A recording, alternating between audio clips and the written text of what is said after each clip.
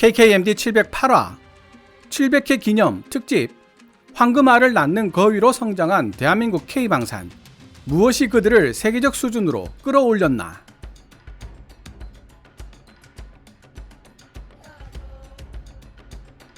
경제성과 성능에서 완벽을 자랑하는 K방산. 절대 기회를 놓치지 않는 한국의 기민한 움직임과 한국 군산복합체가 지닌 강점에 대해 많은 말들이 오가고 있지만, 어떤 국가의 방위산업의 성공을 결정할 수 있는 가장 중요한 기준은 하나의 단순한 개념으로 귀결된다. 그것은 바로 그 나라가 보유하고 있는 군사 자산의 능력이다.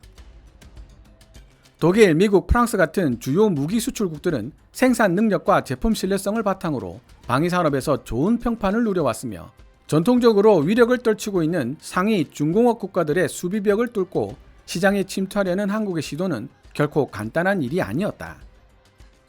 다른 나라들이 대한민국산 무기에 수백만 달러를 기꺼이 투자하려면 이러한 K방산이 자국 군사 무기 체계에 적합하고 전투에서 성능을 발휘할 수 있을 것이라는 확신을 가질 수 있어야 한다. 흑표, 블랙팬서라고도 알려져 있는 K2 주력 전차는 한국 방위산업이 나아가야 할 길을 제시하는 방식으로 설계되었다. 상호 의존성이 약화되는 시기에 외부 파트너에 대한 의존을 피하기 위해 전부는 아니더라도 대부분의 하위 부품들을 국내에서 생산할 필요가 있었던 것이다. K2 흑표는 한국 고유 기술에 대한 의존도가 매우 높은 것이 특징이지만, 스타나그 요구사항을 충족하는 120mm 포탄과 독일에서 생산된 변속기, 그리고 시각적으로 단번에 목표물을 획득할 수 있는 사격 통제 시스템 등을 갖추고 있어 나토와 완벽하게 상호 운용 가능한 것으로 묘사되고 있다. K2 흑표의 능력을 좀 더 자세히 살펴보면, 거칠고 울퉁불퉁한 지형에서 기동하는 동안에도 목표물을 안정적으로 조준할 수 있을 뿐 아니라 북한에서 가장 중요한 지상전 위협을 억제하고 대응할 수 있도록 설계된 뛰어난 무장 안정성과 현수장치 덕분에 대한민국의 산악 지형에 안성맞춤인 주력전차로 설명되고 있다. 분석가들은 현재 생산되고 있는 주력전차들 중에서 K2 흑표가 기술적으로 가장 진보된 존재라고 볼 수 있으며, 같은 시장에서 경쟁하고 있는 다른 유명 주력전차들 중 일부를 가볍게 능가하는 성능을 발휘할 수 있다고 주장했다. K2 흑표 주력전차의 하위 세부사항과 관련하여 한 가지 분명하게 짚고 넘어가야 할 부분이 있다. K2 흑표의 대당 가격은 약 850만 달러, 현지 환율로 한화 110억 정도로 추산되는데, 이는 확실히 저렴하다고 볼 수 없는 가격이다. 그러나 현재 국제 주력 전차 시장에서 더 큰 인기를 누리고 있는 M1 에이브람스와 레오파드2의 가격이 각각 1천만 달러, 한화 130억 이상으로 추정된다는 사실에 비추어 본다면 K2 흑표의 가격은 오히려 저렴한 편에 속한다. 더욱이 이미 언급했듯이 미국은 공장들의 생산 능력을 넘어선 주문량 때문에 계약에 따른 납기 일정을 맞출 수 없게 되었다는 문제점에 직면해 있고, 독일 연방군 또한 끊이지 않는 차량 고장과 전투 준비 태세의 부족 때문에 고통받고 있어 유럽 재무장에 어려움을 겪고 있는 군산 복합체들에게 더 큰 부담을 안겨주고 있는 상황이다. 결과적으로 K2 흑표는 재정적 효율성과 손쉬운 입수 가능성으로 인해 국제 주력 전차 시장에서 두 번째로 매력적인 옵션으로 떠올랐다. 폴란드 외 터키도 2022년 5월에 체결된 2억 달러 규모의 계약을 통해 K2 흑표의 차체에 알타이의 설계를 접목시킨 한국 옵션으로 선회했다. K2 흑표의 차체에 알타이의 설계를 접목시켰다는 표현은 조심해서 이해해야 할 필요가 있습니다. 터키가 알타이를 설계할 당시부터 K2 흑표의 기술이 접목되기 시작했다는 표현이 보다 정확한 표현이며, 2022년 5월에 체결된 것은 유럽의 금수 조치로 파워팩을 공급받지 못하고 있던 알타이에 한국형 파워팩을 제공한다는 내용의 계약입니다. 군사 전문가들이 압도적으로 긍정적인 평가를 내리고 있음에도 불구하고 K2 흑표 주력 전차는 아직까지 적극적인 분쟁에 참여한 경험이 없어서 실제 전투에서의 효율성에 대해서는 상대적으로 검증되지 않은 상태로 남아있다. 그러나 K2 흑표와 가장 가까운 동시대 주력 전차로 손꼽히는 에이브람스와 레오파드2 주력 전차들은 각각 과도한 연료 소비와 기후 적응력에 따른 생존성 부분에서 특정한 문제들을 경험하고 있는 것으로 관찰되었다. 이 세상에 완벽한 시스템이란 존재하지 않지만 K2 흑표는 과거 전차전에서 얻은 교훈을 하나의 단일 유닛에 통합시킨 가장 현대적인 옵션으로 남아있으며 장갑 보호 및 자율 전투력 측면에서 상당히 높은 잠재력을 가지고 있다.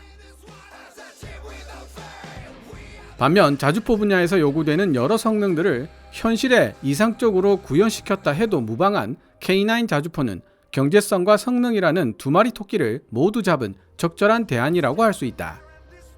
첨단 유압식 현수 장치와 자동 장전 시스템처럼 주목할 만한 성능을 갖추고 있는 K9 썬더 자주포는 게임 체인저이자 궤도형 중자주포 자산 분야의 대표적인 성공 사례들 중 하나로 분류되고 있다.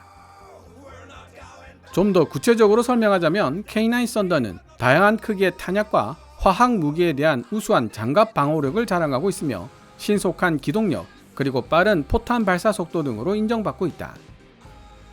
지상정 플랫폼의 전투력을 측정하는 핵심 척도는 방어력, 기동성, 화력을 하나의 패키지로 융합하는 능력에 있다고 할 수 있는데 현 시점에서 다른 포병 부대들이 도저히 따라갈 수 없는 수준의 방어력, 기동성, 그리고 화력을 제공하고 있는 존재가 바로 대한민국 K9 썬더 자주포다. 우크라이나에서 벌어지고 있는 상황은 전 세계 국가들, 특히 지상전 및 방어전 역량 강화에 열을 올리고 있는 국가들로 하여금 포병 전력에 다시 관심을 가지게 만들었다. 그 결과 K9 자주포의 고객층은 계속 증가하는 추세에 있는데 지상전을 대비하여 포병 전력을 증강시킬 방법을 찾고 있던 에스토니아, 핀란드, 노르웨이와 같은 유럽 국가들로부터 시작된 수요 증가세가 멈출 기미를 보이지 않고 있다. 루마니아 등 다른 잠재 고객에 대한 소문도 있다. 2023년 2월 한국과 K9 관련 양해 각서를 체결한 점을 감안하면 루마니아가 실제 계약을 체결할 가능성이 매우 높다. 유럽의 다른 지역 고객으로는 호주, 이집트, 인도 등을 들 수 있으며 하나 에어로스페이스는 계속해서 K9 썬더 자주포를 중심 제품들 중 하나로 홍보하고 있다. KKMD 660이라 왕을 경배하라. 자주포 입찰에서 K9 썬더를 최종 선택한 루마니아. 독일 PGH-2000은 어쩌다 이 지경이 됐을까 편을 통해 알려드린 적이 있지만 루마니아에 대한 K9 썬더 판매는 거의 마무리 단계에 접어들고 있는 것으로 파악되고 있습니다.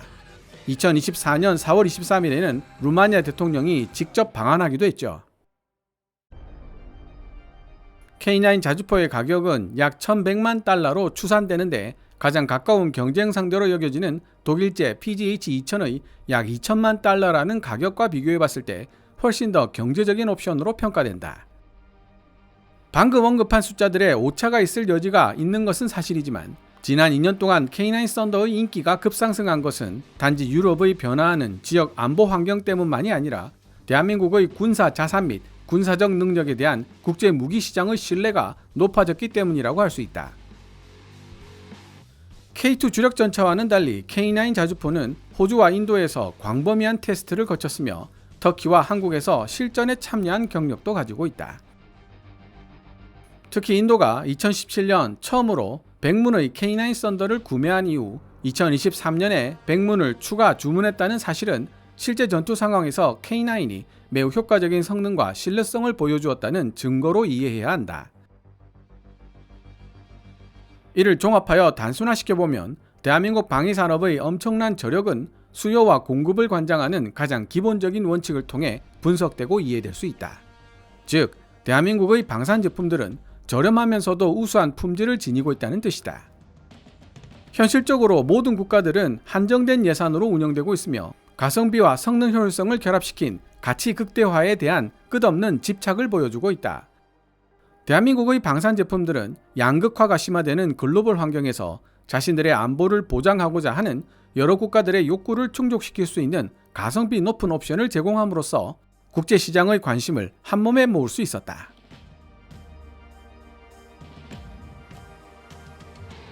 황금 송아지를 낳는 한우, K방산. 언뜻 보기에 대한민국의 방위산업에 대해 이례적으로 호의적인 모습들이 이어지고 있으며 실제로 대한민국의 방위산업은 국제 방산 시장에서 긍정적인 평가를 받을 만한 자격이 있다. 그러나 대한민국 방위산업계가 단기적 이익을 추구하는 수준을 넘어 세계 방위산업계의 다른 강자들과 어깨를 나란히 할 수 있는 경쟁자로 자리매김하려면 군사 자산개발 분야에서 끊임없이 돌파구를 마련해야 할 필요가 있다.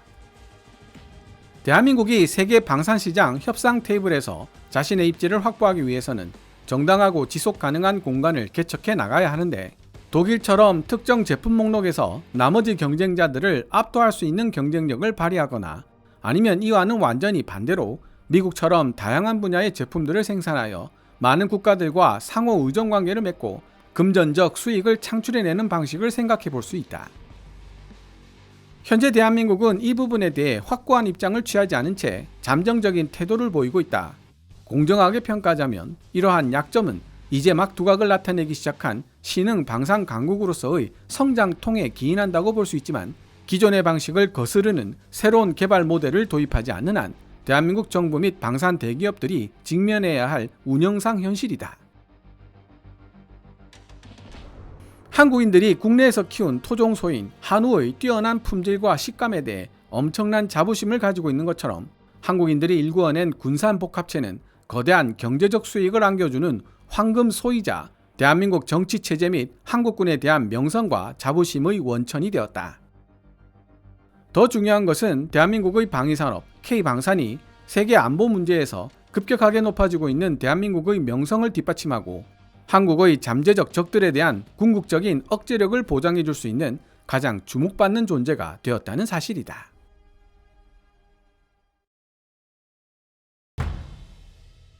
지금까지 유럽의 국제정세 전문지 Modern Diplomacy가 2023년 11월 29일에 게재한 기사 South Korea's Defense Industry Might, The Golden K-Cow, 대한민국 방위산업의 힘, 황금 송아지를 낳는 소 K-한우를 번역해 보았습니다. 제가 기사를 번역하면서 빨간색 테두리로 강조해둔 문장들을 통해 전체적인 내용을 정리해 보겠습니다. 지금까지 함께 읽어왔던 많은 내용들이 일목요연하게 정리될 것이라 생각합니다.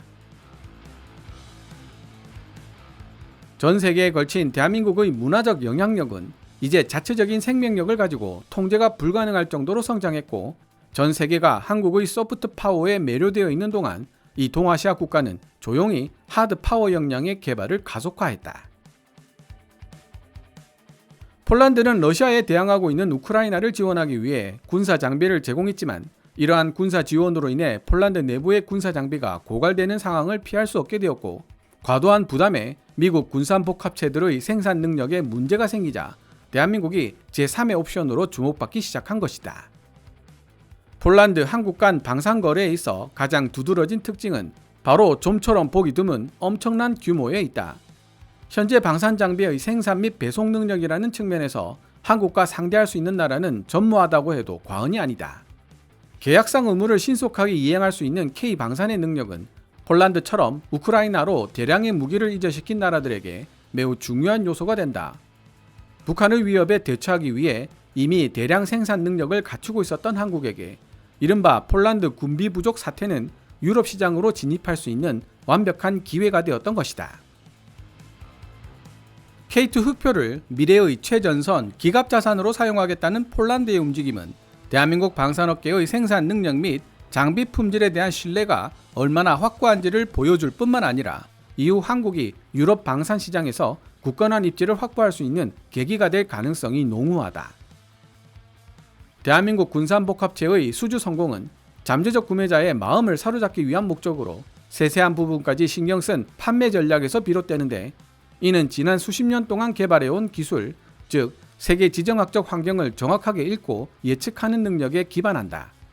더욱이 대한민국의 판매 전략에 있어 흥미로운 특이점은 방산 계약을 협상하면서 추가적인 기술 이전을 제공하는 것에 대해 상당히 관대한 태도를 취한다는 점에 있다. 분석가들은 현재 생산되고 있는 주력 전차들 중에서 K2 흑표가 기술적으로 가장 진보된 존재라고 볼 수 있으며, 같은 시장에서 경쟁하고 있는 다른 유명 주력 전차들 중 일부를 가볍게 능가하는 성능을 발휘할 수 있다고 주장한다. 첨단 유압식 현수장치와 자동 장전 시스템처럼 주목할 만한 성능을 갖추고 있는 K9 썬더 자주포 역시 게임 체인저이자 궤도용 중자주포 분야의 대표적 성공 사례들 중 하나로 분류되고 있다. 이런 사례들을 종합하여 단순화시켜보면 대한민국 방위산업의 엄청난 저력은 수요와 공급을 관장하는 가장 기본적인 원칙을 통해 분석되고 이해될 수 있다. 즉, 대한민국의 방산 제품들은 저렴하면서도 우수한 품질을 지니고 있다는 뜻이다. 그러나 대한민국 방위산업계가 세계 방위산업계의 다른 강자들과 어깨를 나란히 할 수 있는 경쟁자로 자리매김하려면 군사 자산 개발 분야에서 끊임없이 돌파구를 마련해야 할 필요가 있다. 독일처럼 특정 제품 목록에서 나머지 경쟁자들을 압도할 수 있는 경쟁력을 발휘하거나 아니면 이와는 완전히 반대로 미국처럼 다양한 분야의 제품들을 생산하여 많은 국가들과 상호 의존 관계를 맺고 금전적 수익을 창출해내는 방식을 생각해 볼 수 있다.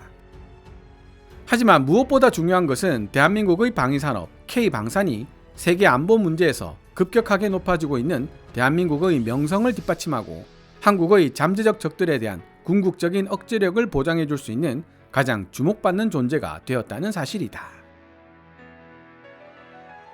오늘 KKMD에서 준비한 내용은 여기까지입니다. 시청자 여러분들의 좋아요와 구독 그리고 광고 시청은 KKMD의 미래를 위한 양식이 됩니다. 후원 멤버 및 슈퍼땡스로 후원해주시는 고마운 분들의 댓글은 항상 감사한 마음으로 챙겨 읽고 있습니다. 방송되었던 내용들은 KKMD 공식 블로그에서도 만나보실 수 있으니 구글이나 네이버 검색창에서 KKMD를 검색해 보시기 바랍니다. 지금까지 시청해 주셔서 감사합니다. Kevin's Military Channel KKMD